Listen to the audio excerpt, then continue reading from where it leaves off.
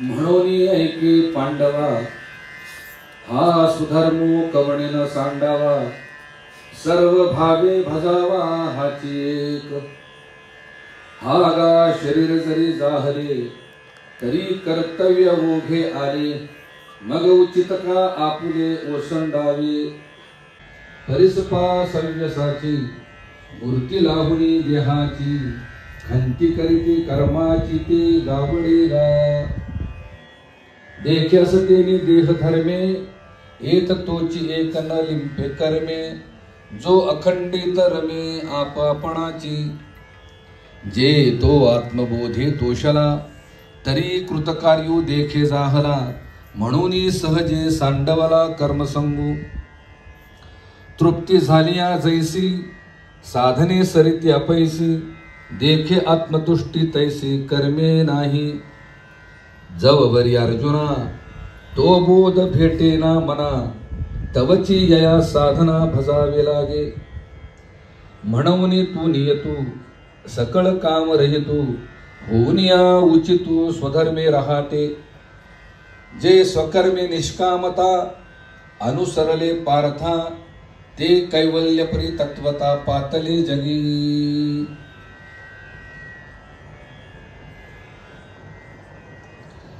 अध्याय 3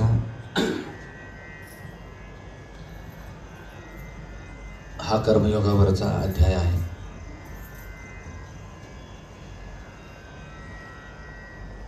या ठिकाणी भगवंत अर्जुनाला जो उपदेश करतात तो ज्ञानोबरायांनी 3ऱ्या अध्यायामध्ये लिहून ठेवलेला आहे. जे स्वकर्मी निष्कामता, अनुसरले पार्था, ते कैवल्य परी तत्वता पातले जगी. बाबांनी घालून दिलेला हा पौर्णिमेचा दिवस आहे. त्या पौर्णिमेच्या निमित्तानं हा प्रवचनाचा यज्ञ या ठिकाणी होत आहे.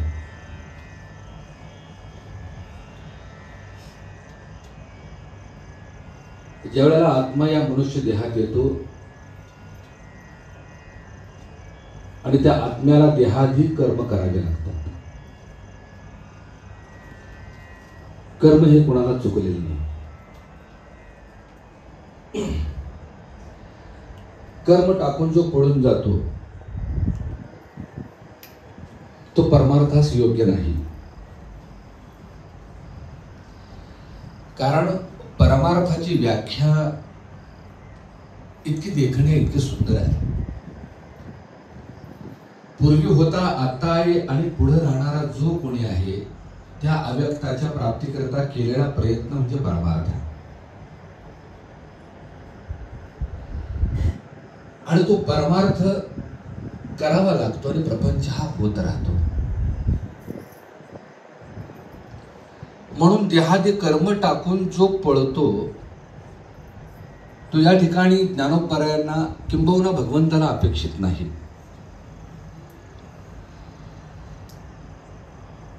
अठरा अध्यायामध्ये 6 अध्याय 6 अध्याय आणि 6 अध्याय असे 3 विषयांची विभागणी करत असताना पहिल्या 6 अध्यायामध्ये कर्मयोग सांगितला, दुसऱ्यामध्ये ज्ञानयोग सांगितला आणि तिसऱ्यामध्ये भक्तियोग सांगितला.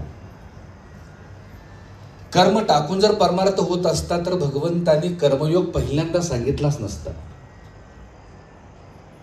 मी नेहमी सांगताना सांगत असतो की नुसतं देवदेव करून जर सगळ्या गोष्टी प्राप्त होत असत्या तर भगवंताने अर्जुनाला युद्ध करायला सांगितलं नसतं. अर्जुनाला एकच गोष्ट सांगितली असते, अर्जुना युद्धभूमीच्या कोपऱ्यावर बस, समाधी लावून तुला मी लागेल ते पुरवतो. म्हणजे नुसतं देवदेव करून, नुसता परमार्थ करून लक्षात आलं का या मनुष्य देहाची सार्थकता होतच नाही.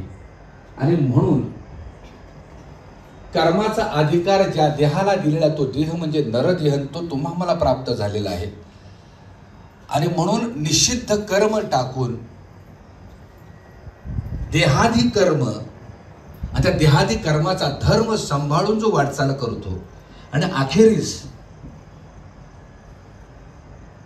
सगळं कर्म भगवंताला अर्पण करतो, नैष्कर्म्यता साधतो, आणि आत्म्याशी एकरूप होऊन, आत्म्याशी एकनिष्ठ होऊन जो वाटचाल करतो त्याच्याच हाताला भगवंत लागतो, हा ज्ञानोबरायांचा सिद्धांत आहे.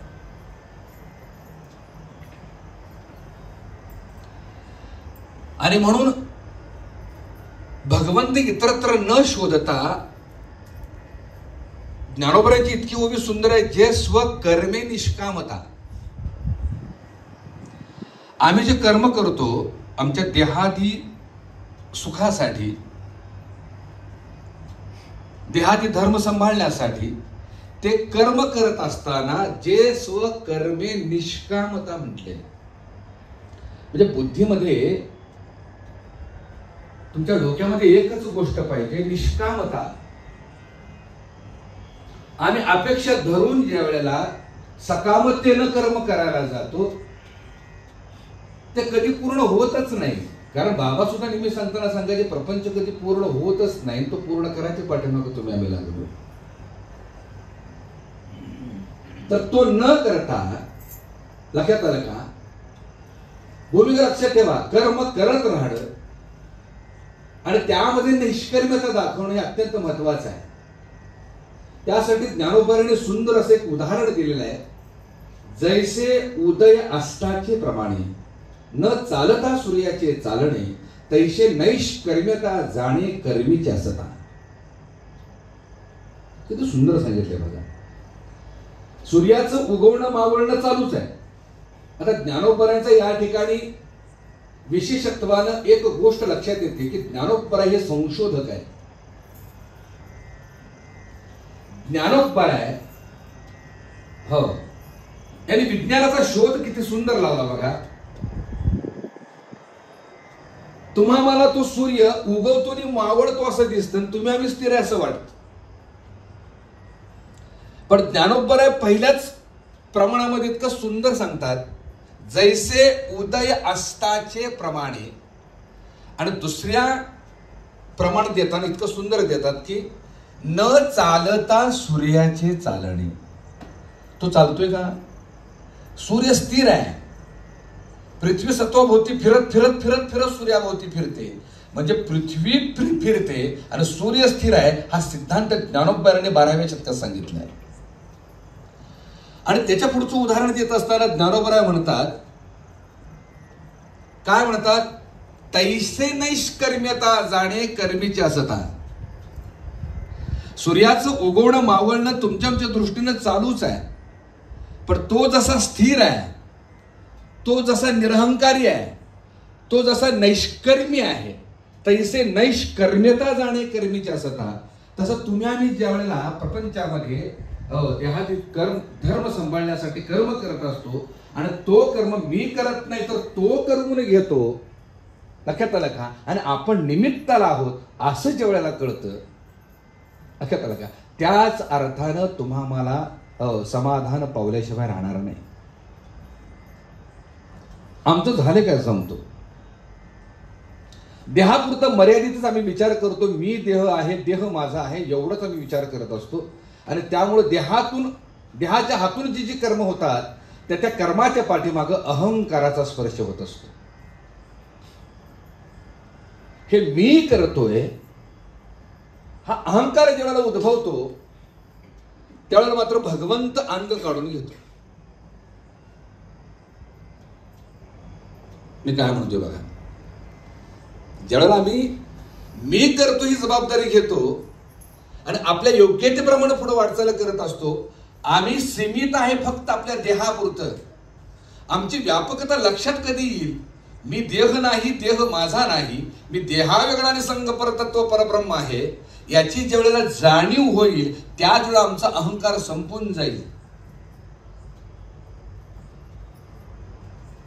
तो अहंकार कसा संपेल? या देहात मी सूक्ष्म रूपाने एक आत्मस्वरूप आहे, पण त्याच परमात्म्याचा, ब्रह्मांडाला व्यापून उरलेल्या परमात्म्याचा मी एक अंश आहे, ही जाणीव ज्या वेळेला होते त्याच वेळेला जो अहंकार होतो ना, तो अहंकार क्षणार्धात निमिषात मावळतो. अहंकार हा शब्द फक्त देहापुरता मर्यादित आहे बरं, व्यापक नाही आहे तो.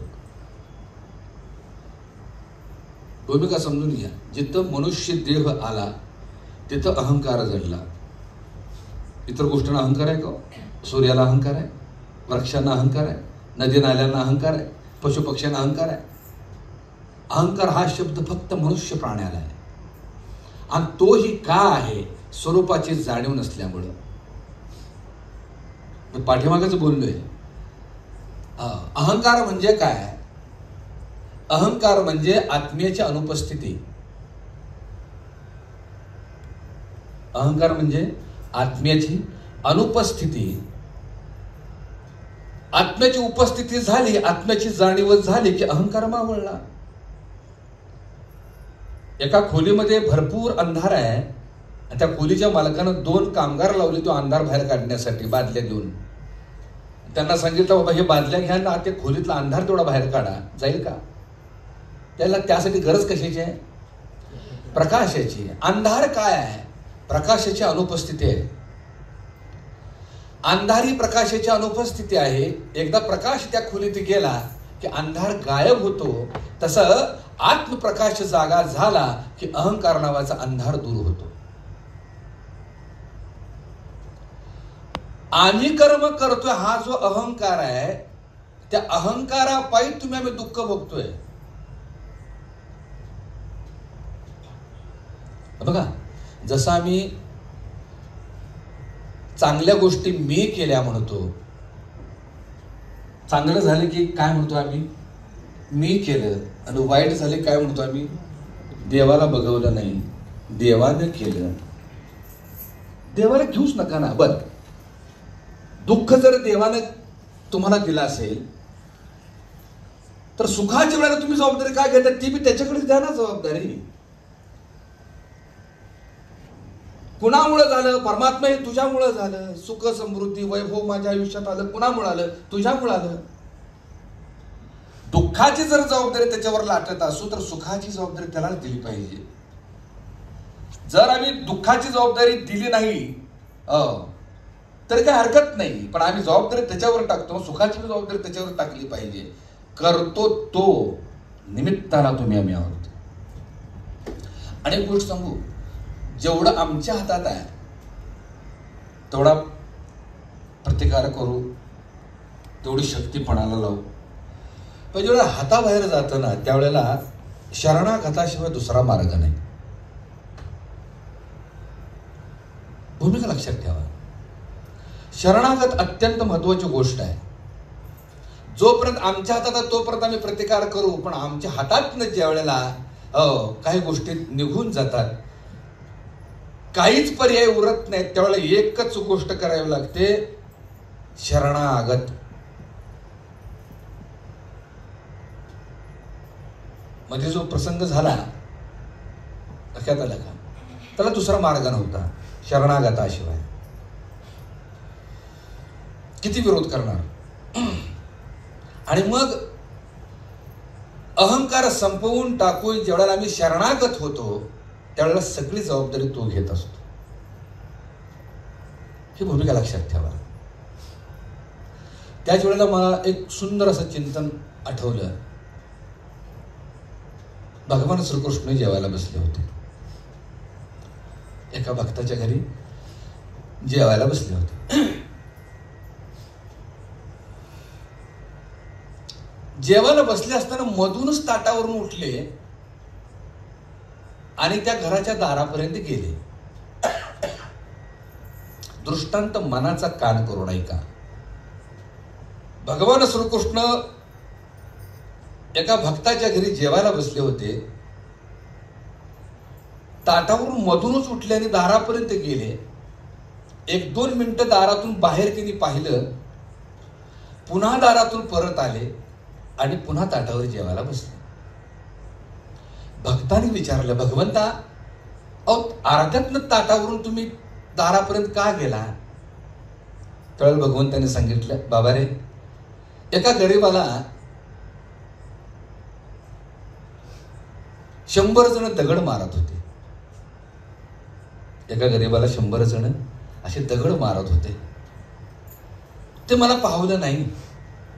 ते मला कळालं एका गरीबाला दगड मारत आहेत. म्हणून मी दारापर्यंत गेलो, ते प्रसंग पाहिला, दगड मारतायत तो. मग तो भक्त म्हणाला, मग तुम्ही अर्ध्यातनं परत का आला, दारातनंच परत का आला? त्यावेळेला भगवंतांनी सांगितलं, काय नाही बाबा रे, त्या गरीबाला दगड मारत होते म्हणून मी तिथपर्यंत गेलो. पण तो गरीब देखील एक दगड उचलून त्यांना मारण्याचं काम करत होता. त्याच्या हातात दगड पाहिला, म्हटलं आपलं काय काम नाही, त्याचं तो बघतोय, म्हणून मी येऊन बसलो ताटावर. अर्थ कळाला का? भूमिका समजून घ्या. भगवंत त्याला सोडवायला गेले होते, पण ती जबाबदारी स्वतःवर त्याने घेतली. प्रतिकार करण्यासाठी त्यानेही एक दगड घेतला. लक्षात आलं का? मग देवाने ठरवलं, आता तू त्याची जबाबदारी घेतो तर माझं काय काम आहे. तेच जर त्याने शरणागत पत्करली असती तर खऱ्या अर्थानं भगवंतांनी त्याला वाचवलं असतं. शरणागताशिवाय पर्याय नाही. जो मज अनन्य शरण त्याचे निवारी मी जन्म मरण. बघा, परमार्थामध्ये शरणागत हरण हरिपाठात तर हे शिकवले, बाबाने तर तेच सांगितले. हरता आलं पाहिजे. लक्षात आलं का? बरं, लढावं, जरूर लढावं, पण लढणं हे कुठपर्यंत असावं? जोपर्यंत झेपते तोपर्यंत असावं. एकदा झेपायचं संपलं की त्याला अर्पण व्हावं आणि जबाबदारी द्यावी. त्याच्याही पुढची पायरी इतकी सुंदर आहे. लढण्याची जर भीती असेल तर लढायचा प्रयत्नच करू नये, आधीच हारावं. आधीच हारलो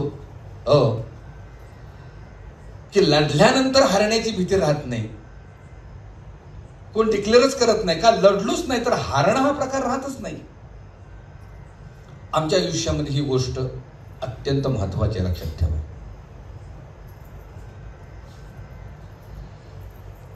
असाच एक द्रौपदी वस्त्रहरणाचा विषय आहे. दुःशासन वस्त्र ओढत होता द्रौपदीचे, आणि ती द्रौपदी दोन्ही हात त्या वस्त्राला धरून दुःशासनाला विरोध करत होती. सभेत सगळी बसली होती. 5 पांडव होती, द्रोणाचार्य, कृपाचार्य, भीष्माचार्य सगळीच होती, आणि तिचं वस्त्रहरण चाललं होतं. ती द्रौपदी धावा करत होती, अरे कुणीतरी या मला वाचवायला. पांडवांना हाक मारत होते, अरे मी तुमची पत्नी आहे, असं का करताय, मला या वाचवायला. कोणी आलं नाही. भीष्माचार्य, कृपाचार्य, द्रोणाचार्यासारखी ऋषितुल्य व्यक्ती माना खाली घालून बसली होती, पण तिला वाचवायला कोणी गेलं नाही. ती स्वतः विरोध करत होती, तरी सुद्धा दुःशासन ऐकायला तयार नाही. नारदांना हा प्रसंग पाहिला आणि भगवंताकडे धाव घेतली. भगवंता, तुझ्या भक्ताचं म्हटलं वस्त्रहरण चालले आणि तू निवांत आहेस. भगवंत म्हणाले, बाबा रे, त्या द्रौपदीचा माझ्यापेक्षा तिच्या हातावर जास्त विश्वास आहे, मी काय करू. नारद परत खाली आले महालातून आणि द्रौपदीला म्हणाले, बाई ग, देव तुला वाचवायला यायला तयार आहे, पण तुझ्या हातावर विश्वास आहे, त्यामुळे देव काही यायला तयार नाही. नैष्कर्म्यतेनं, अनन्यतेनं, शरणागतानं त्याला हाक मार, तो येईल. द्रौपदीनं ते मान्य केलं, पण घोटाळा काय झाला, एक हात पदराला आणि एक हात देवाकडं. देवा, मला वाचव रे. तुमची आमची गतीच आहे. आम्हाला प्रपंच बी सांभाळायचा आहे, परमार्थ बी साधायचा आहे, ते होत नाही. बरोबर आहे की? आमच्या परीनं आम्हाला जितकं करता येईल तेवढं आम्ही करण्याचा प्रयत्न करत असतोच. लक्षात आलं का? पण पूर्ण विश्वास देवावर नसतो. देवाला हाक मारत होती तरी देव आला नाही. पुन्हा नारद गेले. भगवंता हाक मारते तरी सुद्धा तुम्ही यायला तयार नाही. भगवंत म्हणाले, नारदा, पूर्ण विश्वास नाहीये तिचा माझ्यावर. ती पूर्णपणे समर्पित झालेली नाही का? एका हातानं तिनं पदर धरलेला आहे आणि एका हातानं ती मला हाक मारते. पुन्हा नारद खाली आले. बाई ग, दोन्ही हात वरती करून त्याला हाक मार. समर्पण भावनेनं, अनन्यतेनं, शरणागतानं त्याला हाक मार. तो येतोय. मग द्रौपदीनं दोन्ही हात वरती केले. आता माझी लाज लज्जा नाही का, सगळं काय भगवंत तुझ्या हातात आहे. जने म्हणे देवा झाले मी यसवा, रिघाले केशवा घर तुझे. सगळ्या संतांना ज्या वेळेला अनेक प्रकारे त्रास झाला, प्राकृतिक असेल, नैसर्गिक असेल, समाजाकडून असेल, सगळ्याच गोष्टी जेव्हा त्रास झाला, त्या सर्व संत महात्म्यांनी त्याच्यावर ते टाकलं, म्हणून ते तरले. भूमिका लक्षात ठेवा. तसं द्रौपदीनं दोन्ही हात वरती करून भगवंताचा धावा केला. मग पुढचा सिद्धांत प्रत्येकालाच माहित आहे. भगवंतानी वस्त्र पुरवली आणि द्रौपदीची लज्जा लागली ना. आणि म्हणून भावंडांनी एक गोष्ट लक्षात ठेवायला पाहिजे. ह्या भवसागरातून तरण्यासाठी तुम्हा आम्हाला अनन्यतेने त्याला शरण गेलं पाहिजे. आणि त्याला शरण जात असताना एक माध्यम आहे. ते माध्यम कुठलं आहे तर नाम. खूप सुंदर माध्यम आहे. तुकोबारांनी सांगताना सांगितले, जन्माचे ते मूळ पाहिले शोधून दुःखाशी कारण जन्म घ्यावा. मग या भव दुःखामध्ये, भवसागरामध्ये जेव्हा आम्ही सुखाची अपेक्षा करून वाटचाल करत असतो, पूर्ण होईल का? पूर्ण होईल का? नाही होणार. मग तरणार कसं? तो तारणार कसा? आणि मी नेहमी सांगत असतो भावंडांनो, भक्ती असावी, श्रद्धा असावी, जरूर असावी, पण त्या श्रद्धेला, त्या भक्तीला विवेकाची जोड असावी, विवेकाची दृष्टी असावी. तुम्ही आम्ही जर प्रयोग करायला गेलो तर ते दगड पाण्यात बुडतील. हनुमंताने तो प्रयोग केला, राम लिहायचा, तो दगड तरला. पण धारणा आणि सत्य यात अंतर आहे. त्या धारणेचा जर आम्ही श्रद्धेत उपयोग केला, श्रद्धेत रूपांतर केलं, भक्तीत रूपांतर केलं, आणि त्या भक्तीला जर विवेकाची दृष्टी दिली, तर दगड कोण आहेत? हे बसलेले सगळे दगडच आहेत माझ्या सहित. माझं बोलणं कळते का? माझ्या सहित हे सगळे बसलेले दगड आहेत. आणि तो जो सागर आहे ना, ज्या सागरामध्ये दगड टाकायला चालले होते, तो सागर आहे, तो सागर म्हणजे भवसागर आहे. आणि ज्या ज्या दगडाच्या हृदयामध्ये राम नाम कोरलेलं आहे ना, तोच दगड या सागरामध्ये तरलेला आहे. हा विवेक आहे भावंडांनो. हा काय आहे? विवेक आहे. विवेकानं प्रत्येक गोष्ट जर आम्ही लक्षात आणली, लक्षात आलं का, तर परमार्थ अत्यंत सोपा आहे. समर्थाने सुद्धा इतकं सुंदर विवेक दिलेलं आहे. परमार्थ अति सुगम परी झाला से दुर्गम, का जयाचे चुकली या वर्म सत्समागमाकडे. संतांनी, ऋषी मुनींनी सगळे चरित्र लिहून ठेवलेले आहेत. काय धारणाही दिलेल्या आहेत. का? त्याच्या पाठीमागचं कारण असं आहे, शेकडो वर्षाच्या धारणा, हजारो वर्षाच्या धारणा लिहून ठेवण्या पाठीमागचं कारण असं आहे की त्या काळाचा जीव हा अडाणी आहे. त्या काळाचा जीव सुशिक्षित नाही. त्या काळाचा जीव श्रद्धाळू आहे. त्या काळाचा जीव भाविक आहे. आणि त्या जीवाला परमार्थाची ओढ लागावी म्हणून ऋषी मुनींनी, साधू संतांनी काय धारणा करून ठेवलेले आहे की जेणेकरून जीव तिकडे ओढावा आणि त्यानं परमार्थाची दिशेने वाटचाल करावी. ही भूमिका आहे त्यांची.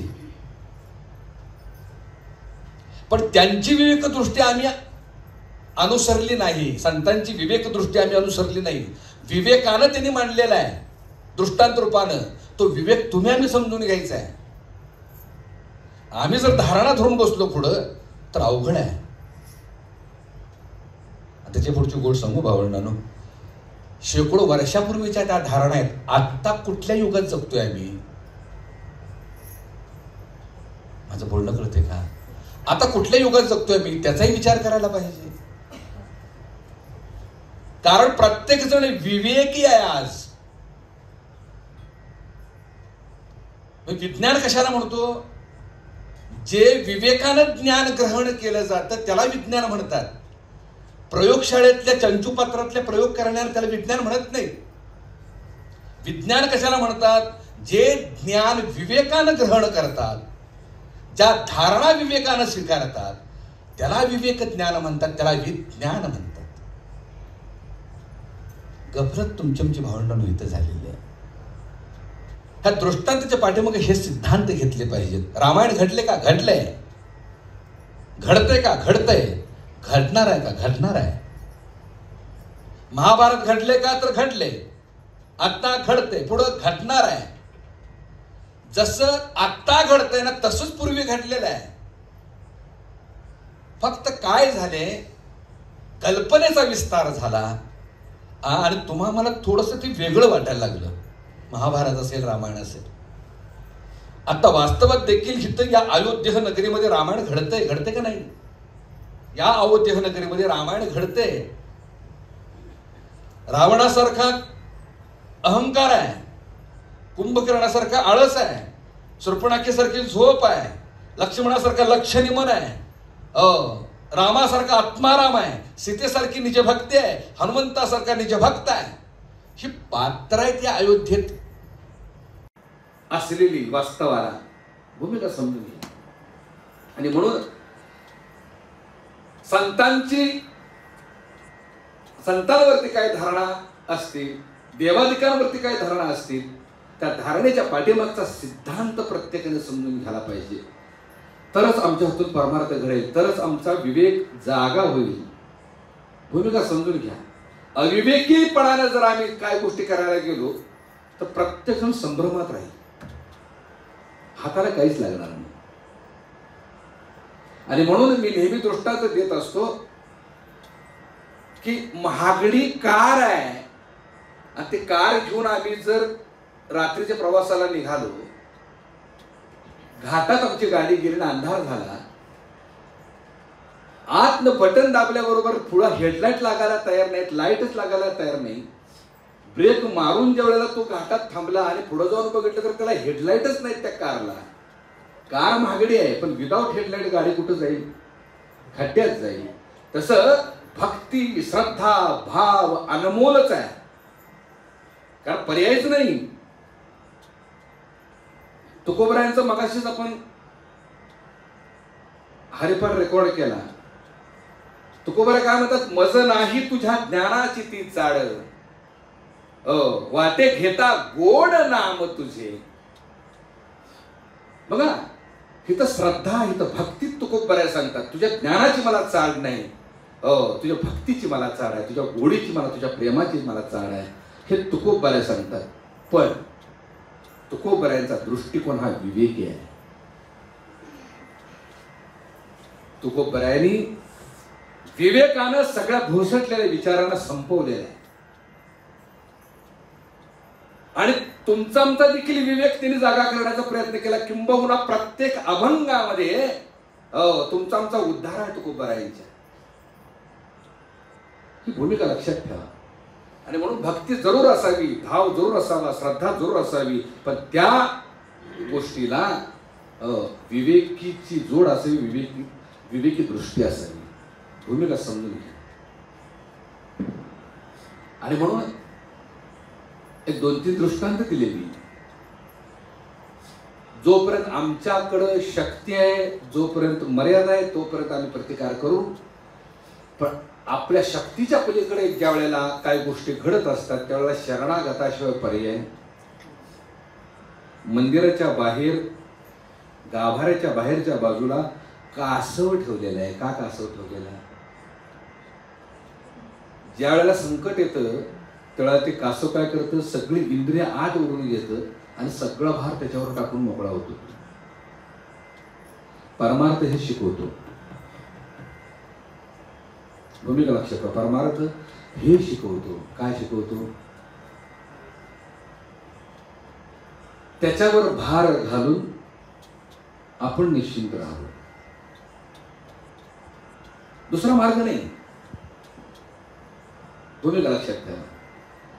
आणि म्हणून जे स्वकर्मे निष्कामता अनुसरणे पार्था ते कैवल्य परितत्वता पातले जगी. कर्म करत असताना कौशल्यपूर्ण कर्म न करता आम्ही फलाची अपेक्षा ठेवतो. त्यामुळे होतं कसं काय, आमची जेवढी मर्यादा आहे, आमची जेवढी योग्यता आहे, आमची जेवढी लायकी आहे तेवढंच देव देत असतो आणि अपेक्षा मात्र आमच्या फार मोठ्या असतात. ज्ञानोबा सांगताना सांगतात, तुम्ही तुमच्या कर्मामध्ये कौशल्य जपा आणि ते केलेलं कर्म भगवंताला अर्पण करा. नैष्कर्म्यता तुमच्या कर्मामध्ये दिसू द्या. निश्चितपणानं त्यातलं जे मिळणारं समाधान आहे त्या समाधानाचं दुसरं नाव आहे भगवंत. पुंडलिक वरदा श्री ज्ञानदेव पंढरीनाथ भगवान माऊली ज्ञानेश्वर महाराज, जगद्गुरु तुकाराम, शांतीब्रह्म एकनाथ महाराज, सद्गुरु जनार्दन महाराज, विठ्ठल विठ्ठल विठ्ठल वासुदेव.